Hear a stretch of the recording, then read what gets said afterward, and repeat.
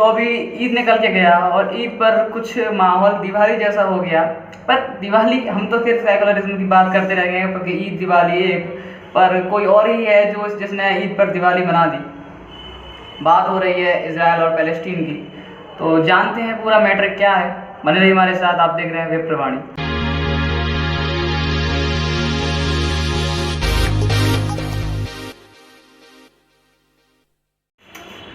तो इजराइल जो कि भारत का एक बहुत काफ़ी अच्छा मित्र देश है, अभी कुछ टाइम से वहाँ पर अजीब सी स्थिति चल रही है जो कि इजराइल और फ़लस्तीन के बीच में जो संघर्ष चल रहा है उसकी वजह से। तो ज़रा इजराइल की थोड़ी सी हिस्ट्री के बारे में अगर हम देखें तो वो फ़िलहाल एक यहूदी देश है। तो किसी टाइम पर पूरे मिडिल वेस्ट में यहूदियों का शासन हुआ करता था, लेकिन जब ऑटोमन एम्पायर अपने चरम पर आया तो उसने वहाँ पर कब्जा कर लिया और यहूदियों को वहाँ से खदेड़ दिया, जिसके बाद यहूदी पूरी दुनिया भर में फैल गए। पर दुनिया भर में किसी भी देश ऐसा कोई नहीं था जिसने उनका संग दिया हो और हर जगह उनको डिस्क्रिमिनेशन फील करना पड़ा। सिर्फ एक लौता ऐसा देश था जहाँ ना उनके साथ कोई शोषण हुआ, ना उनके साथ कोई डिस्क्रिमिनेशन हुआ, वो था सिर्फ भारत। और ये मैं नहीं कहता, ये वो खुद कहते हैं और अपने संविधान में भी उन्होंने ये बात लिख रखी है। तो जब वहाँ से उनको भगाया गया, उसके बाद जब सेकेंड वर्ल्ड वॉर से कुछ टाइम पहले जब ब्रिटिशर्स ने आज के इजराइल पर कब्जा किया था, तो उन्होंने उनको वादा किया यहूदियों को कि वो उनको एक सेपरेट कंट्री बना कर देंगे और पैलेस्टीन पर भी पूरा कब्जा इजराइल का ही होगा। सेकेंड वर्ल्ड वॉर के टाइम पर इजराइल का एक सिटी है हाइफा नाम से, उस पर छुड़ाया भी था। उसमें भारत के 3 मैसूर, हैदराबाद और राजपूताना, ये 3 रेजिमेंट्स की कुछ टुकड़ियां गई थी जिसने वहाँ पर मदद करी थी और वहाँ से ऑटोमन एम्पायर को खदेड़ दिया था हाइफा शहर से। इसलिए इजराइल भारत को बहुत मानता है, अपना सबसे हर समय साथ में खड़ा रहता है। तो उसके बाद जब इजराइल एक कंट्री बना तो अरब कंट्रीज़ में किसी ने भी उसको देश मानने से साफ इनकार कर दिया, क्योंकि उनके हिसाब से इजराइल अस्तित्व में है ही नहीं, वो इजराइल को एक कंट्री मानते ही नहीं। वो कहते हैं कि ये एक ज़बरदस्ती कब्जा किया हुआ है जो पैलेस्टीन की जगह है। पर आज जो इजराइल में जो चल रहा है, ये पैलेस्टीन और इजराइल का जो विवाद काफ़ी ज़्यादा चल रहा है। वहाँ पर एक सिटी है जेरूसलम। अब इस जेरूसलम का मसला क्या है? जेरूसलम जो है वो काफ़ी प्राचीनतम शहरों में से एक है, पर जेरूसलम पर 3 ऐसे रिलीजन्स हैं जो अपना दावा ठोकते हैं। सबसे पहला है यहूदी यानी कि ज्यूस, दूसरा है क्रिश्चियनिटी और थर्ड है इस्लाम। इन तीनों का अपना अपना दावा क्या है? जो सबसे मेन अगर किसी का देखें, इस फिलहाल जो सबसे ज़्यादा चल रहा है, तो वो जो वहाँ गोल्डन डोम जिसको मस्जिद अल-अक्सा कहते हैं, वो इस्लाम का है। और इस्लाम उसको मानता है कि वैसे तो मोहम्मद साहब ने इस्लाम की शुरुआत करी थी जो 2000 साल पहले, लेकिन क्योंकि क्रिश्चियनिटी से इस्लाम अलग हुआ था तो वो भी प्रॉफेट इब्राहिम से अपनी वंश शुरुआत मानते हैं इस्लाम की। इसलिए वो ये मानते हैं कि जो मस्जिद अल-अक्सा है उस जगह से इस्लाम की शुरुआत हुई, और इस्लाम की पवित्र जगहों में से तीसरे नंबर पर अल-अक्सा आती है। उसके बाद आती है क्रिश्चियनिटी। तो क्रिश्चियनिटी का मानना क्या है? क्रिश्चियनिटी ये मानती है कि जब जीसस को सूली पर चढ़ाया गया था तो वो वही जगह थी जहाँ पर आज गोल्डन डोम यानी कि मस्जिद अल-अक्सा है, और उसके बाद जीसस का पुनरुत्थान जो हुआ था वो वहीं हुआ था। एक और मानने वाली बात यह है कि जीसस ने अपना सबसे पहला जो उपदेश दिया था वो जेरूसलम में ही दिया था, जहाँ पर जो टेम्पल माउंट है, आज तो नहीं बचा टेम्पल माउंट, उस जगह पर मस्जिद अल-अक्सा बन चुकी है, पर किसी ज़माने में वहाँ टेम्पल माउंट था। और यहूदियों की बात करें, ज्यूस की, तो ज्यूस का मानना ये है कि जो टेम्पल माउंट है वो वही जगह है जहाँ से इस दुनिया की बनने की शुरुआत ज्यूस ने करी थी। और दूसरी बात ये, जो वहाँ पर टेम्पल माउंट था वो वही जगह है जहाँ पर ज्यूस, जो उनके स्वर्ग के देवता माने जाते हैं, वो वहाँ पर आकर आम नागरिकों से बात किया करते थे, उनको उपदेश वगैरह दिया करते थे, जो ऐसा वो लोग मानते हैं। वही जगह थी जहाँ पर जीसस ने अपना पहला उपदेश दिया था और वहीं से क्रिश्चियनिटी की शुरुआत हुई थी। तो ये तीनों का अपना अपना ये दावा ठोकते हैं उस पर। सबसे पुराना अगर देखें तो वो ज्यूस का है जो इजराइल मानता है। तो जो जेरूसलम है वो वैसे तो जॉर्डन के एरिया में आता है, पर जब करीब इजराइल के बनने के 20 साल बाद जब सारी अरब कंट्रीज़ ने इजराइल पर हमला कर दिया था, उस वक्त इजराइल नया नया देश बना था और उसके पास ना तो कोई ढंग से सेना थी, नहीं कुछ, कोई ऐसा संसाधन नहीं था कि वो इतनी बड़ी सारी कंट्री से युद्ध लड़ सके। पर उसने हिम्मत से काम लिया। उस वक्त इसराइल में 20% जो आबादी थी वो इस्लाम की थी, मुस्लिम्स की थी। अब तक तो वो शांति से रह रहे थे, पर जैसे ही उनको ये पता चला कि अरब कंट्रीज़ ने इसराइल पे हमला कर दिया है, अल्लाह का हुक्म है कि वो वहाँ से खदेड़ दें, तो उन्होंने इसराइल में दंगे फसाद शुरू कर दिए। अब इसराइल के पास दो मुसीबतें आ गई, या तो अपने अपने इंटरनल अफेयर्स से देखे या वो बाहर देशों से लड़े। उसके कम से कम फिर भी उसने दोनों टीमों को अपने ढंग से संभाला। उसकी पुलिस ने शुरुआत में तो पहले अपने अंदर जो दंगे फसाद चल रहे थे उनको निपटाया। शुरू के 4 दिन तो उसको इसी बात में लग गई। बाद में फिर 2 दिनों में उसने भारत जितनी भी कंट्रीज़ ने उस पर हमला किया था उनको खदेड़ा। करीब 6 दिनों में उसने सारे मिडिल ईस्ट के जितने भी अरब कंट्रीज थे उससे लोहा ले लिया और जीत गया। उसके बाद उसने जो जेरूसलम है, जो जॉर्डन की कंट्री थी, और पैलेस्टीन के कुछ एरिया पर कब्जा कर लिया, उनको छोड़ने से मना कर दिया कि उसने वह युद्ध में जीती है। पर पैलेस्टीन कहता है कि वो उसकी जगह है। इसी का विवाद आज तक चल रहा है। तो जेरूसलम जो है उसका आधा एरिया इसराइल के पास आता है, आधा उसको पैलेस्टीन जो जॉर्डन कहता है वो अपना बचाता आता है। अब जेरूसलम में ये बात हुई कि जहाँ पे टेम्पल माउंट था वहाँ सिर्फ एक वॉल बची है जिसको वेस्टर्न वॉल कहा जाता है, तो वो यहूदियों के हक में आती है। बाकी का जो सारा एरिया है जहाँ पर गोल्डन डोम जिसको अल-अक्सा कहते हैं, मस्जिद अल-अक्सा, वो इस्लाम के पास है। वहाँ पर वो लोग अपनी नमाज अदा करते हैं, जो भी कुछ। अब जैसा अपना अयोध्या में जो बाबरी मस्जिद वाला केस था, वैसा ही कुछ कुछ वहाँ पर है। वो लोग ये मानते हैं यहूदी कि वहाँ पर उन्होंने टेम्पल माउंट को तोड़कर और गोल्डन डोम बना दिया। हो भी सकता है, कुछ नहीं पता। तो जैसा कि हम भारत में कश्मीर में देखने को मिलता था पहले कि हर जुमे की नमाज या नमाज जो भी कोई ऐसे स्पेशल ओकेशन हुआ करते थे मुस्लिम्स के, उसके बाद वो वहाँ शाम को नमाज पढ़ते थे और उसके बाद सुरक्षा वालों पर पत्थरबाजी करते थे। तो ऐसा ही इसराइल में काफ़ी टाइम से हो रहा है, कोई नई बात नहीं है, आज का कोई केस नहीं है।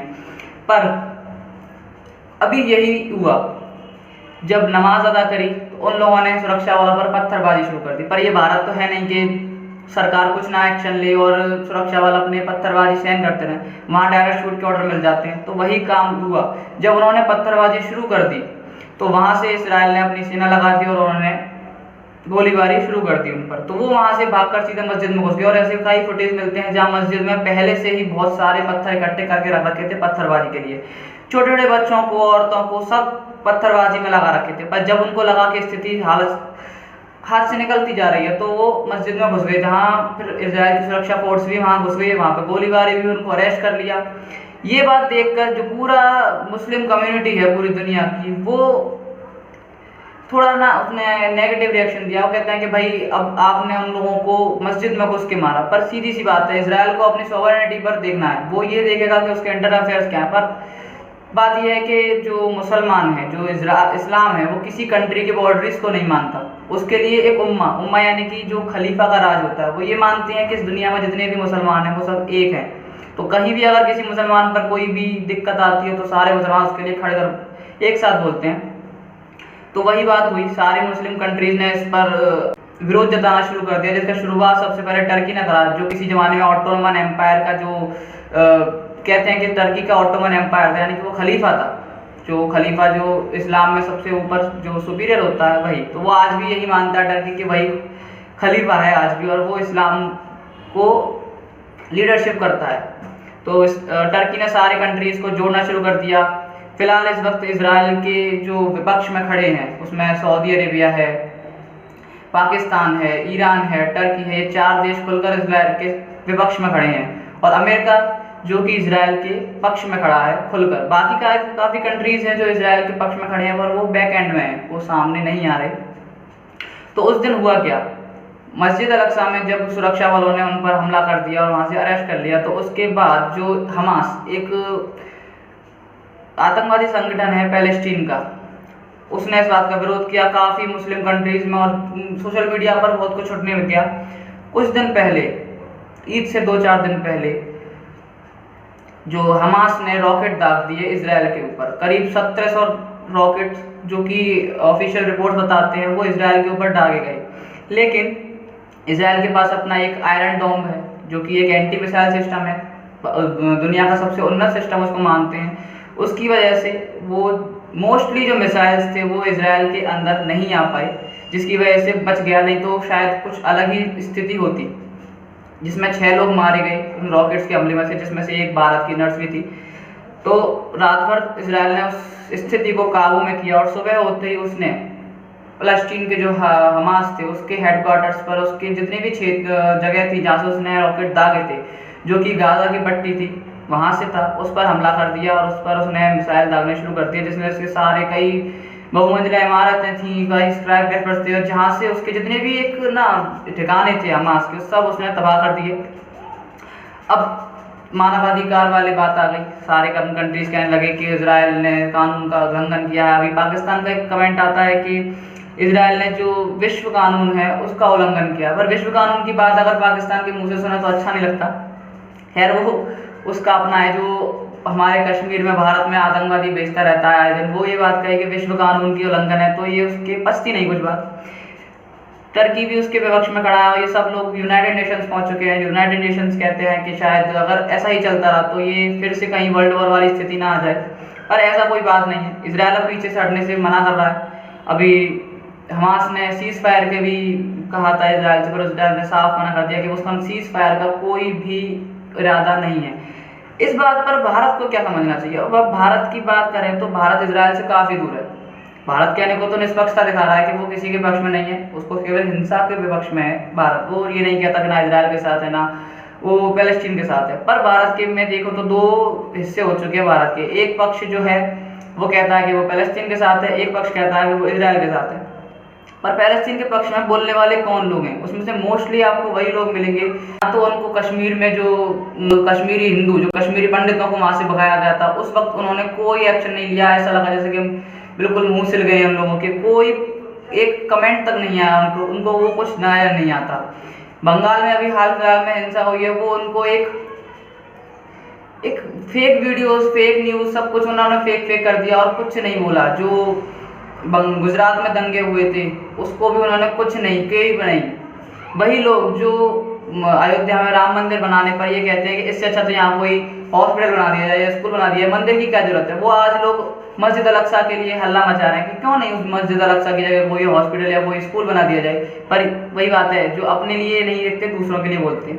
पर भारत में ऐसा पता नहीं क्यों इस बात पे आउटरीच हो रहा है, ये बात समझ से बाहर है। अभी एक स्वरा भास्कर वो कमेंट करते हैं इजराइल के ऊपर कि इजराइल ऐसा है, इजराइल वैसा है। बहुत अच्छी बात है कि ये भारत में है, जो भारत में बैठकर बोल रहे हैं। खैर उनके बोलने से इजराइल को कोई फर्क नहीं पड़ता, ना वो उनकी सुनने वाला। पर भारत में है, बोल रहे हैं तो कोई बात नहीं। अगर ये इजराइल में होते तो अब तक शायद होते ही नहीं, क्योंकि इजराइल की अभी एक एक्ट्रेस थी जिसने इजराइल के विपक्ष में बोला था, जो उन्होंने गाजा पट्टी पर एक्शन लिया उसके विरोध में, और इजराइल की फोर्सेज ने उनको शूट कर दिया। काफ़ी हद तक ये चीज़ भारत में होनी चाहिए। क्यों होनी चाहिए? क्योंकि यहाँ के जो एक्टर एक्ट्रेस हैं वो भारत में बैठकर भारत के खिलाफ ही बोलते रहते हैं। बेंजामिन नेतन्याहू जो काफ़ी मुश्किल से अभी दोबारा से चुनाव जीते, तो ऐसे किसी को जब वो सरकार से बनाता है तो उसके बाद उसको हर एक्शन लेने पर ये सोचना चाहिए कि शायद विपक्षी नेता उससे क्या कहे। पर इतना बड़ा एक्शन लेने के बाद जब पूरी वर्ल्ड कम्युनिटी इजराइल के विपक्ष खिलाफ खड़ी हो सकती है, यूनाइटेड नेशन इजराइल के खिलाफ बोल रहा है, उस पर भी वहाँ का विपक्ष एक भी कमेंट उसने नेतन्याहू के खिलाफ नहीं किया, ना वो सरकार के खिलाफ कुछ बोल रहा है, ना कोई उनको सही सलाह वाले दे रहा। पर अगर भारत की बात देगा तो भारत में अगर सरकार कुछ जरा सा भी करती है तो विपक्ष उसके खिलाफ खड़ा हो जाता है। वो ये नहीं देखता कि ये बात देश के हित में है या देश के अहित में है और उसे विपक्ष करने से मतलब है।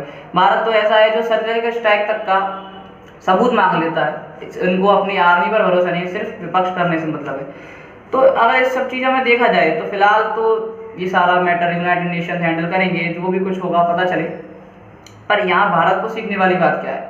सबसे पहले तो जैसा कि इजराइल वो ये जानता है कि उसका दुश्मन कौन है और वो दुश्मन से लड़ता है, पर भारत में आज तक हम यही नहीं समझ पाए कि अपना दुश्मन कौन है। ना हम ये समझते, वो एक टेररिज्म का मजहब जानता है, आज वो खुलकर इस बात के खिलाफ बोलता है। पर भारत में हम यही नहीं जानते कि टेररिज्म का मजहब क्या है। इजराइल कह रहा है कि वो हमास को पूरी तरीके से ख़त्म करके छोड़ेगा, पर हम ख़त्म तो छोड़ो, हम उनके खिलाफ लड़ना भी नहीं चाहते। तो सबसे पहले तो भारत को कि अपना एक जो दुश्मन है जो उसको पहचानने की कोशिश करे। पर ये सबसे पहली बात है, अगर आप जब तक अपने दुश्मन को नहीं पहचानोगे तो उससे लड़ोगे कैसे? दूसरी बात, जो भारत में एक हमेशा शुरुआत हो जाती है कि जब भी कोई ऐसा एक्शन लेने की बात होती है तो सरकार के ही दो खेमे हो जाते हैं, विपक्ष अलग बोलता है, सरकार एक अलग बोलती है। तो सरकार हो या विपक्ष हो, सत्ता पक्ष और विपक्ष दोनों को ही अगर कोई मैटर देश के हित की बात आती है तो उसमें एक साथ बोलना चाहिए। अंदर आप कुछ भी करें, बाहर वाले को ये नहीं पता चलना चाहिए कि आपके अंदर क्या चल रहा है। ये नहीं तो बाहर वाला, जैसे कि अभी पाकिस्तान के साथ हुआ था, पाकिस्तान चाहे जितने भी विपक्षी नेता थे उनके कमेंट्स को कोट कर कर कर दुनिया भर के लोगों में दिखा रहा था, यूनाइटेड नेशंस तक पहुंच गया था वो उन्हीं लोगों के कमेंट्स को लेकर। तो ऐसा भारत में नहीं होना चाहिए। दूसरी बात, जो भारत में बैठकर भारत के खिलाफ भी लोग बोलते हैं हर समय, जो टुकड़े टुकड़े और जितने भी कुछ है ये सब लोग, इनको सीरियसली लेना चाहिए और इनका मुंह बंद होना चाहिए, जैसा कि इजराइल अपने कंट्री में कर रहा है। बाकी जो तो कुछ है आप, और इसमें से आप क्या समझते हैं जो इजराइल भारत को समझना चाहिए इजराइल से, वो आप हमें कमेंट सेक्शन में बता सकते हैं। तो वीडियो अगर अच्छी लगी हो, पॉइंट ऑफ व्यू अच्छा लगा हो, तो वीडियो को लाइक करें, अपने फ्रेंड के साथ शेयर करें, और यहाँ नीचे ना एक रेड कलर का बटन होगा जिसको लिखा सब्सक्राइब, अगर अभी तक प्रेस नहीं किया है तो उसको प्रेस जरूर करें। और मैं समझता हूँ कि शायद एक ऐसा होगा ग्रुप भी जो मेरे पॉइंट ऑफ व्यू से सेटिस्फाई नहीं होगा, यार कुछ भी करो पर कमेंट आज गाल नहीं करनी। ओके, तो मिलते हैं नेक्स्ट वीडियो में, तब तक राधे राधे।